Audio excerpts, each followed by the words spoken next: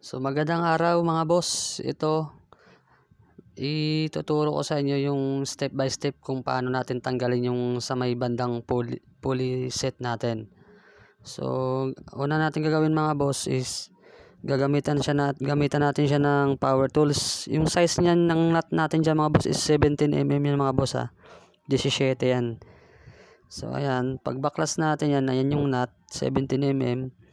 Next natin tanggalin is yung mga washer yan. So ayun yung washer tsaka yung pinaka spacer nya.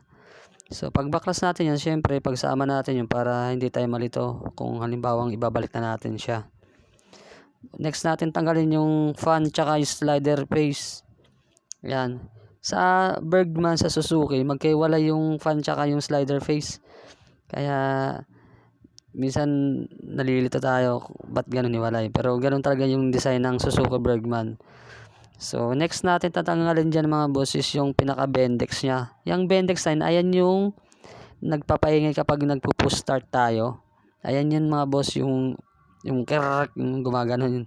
Ayan yun. So next natin tanggalin natin yung bushing tsaka yung pinaka pulley. So ayan yung bushing mga boss ng Bergman. So tapos next natin dyan is backplate. Yan. Ayan yung backplate nya. Tapos yung tatlong itim na nasa gilid nya, yan yung slider piece yan mga boss.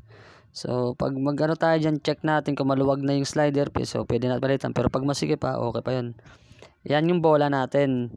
So yung bola ko dyan is 19 grams. Tapos yan pinaka-pulley natin. So stock lahat yan. Wala pa tayong modified dyan mga boss. Yun lang mga boss. Salamat.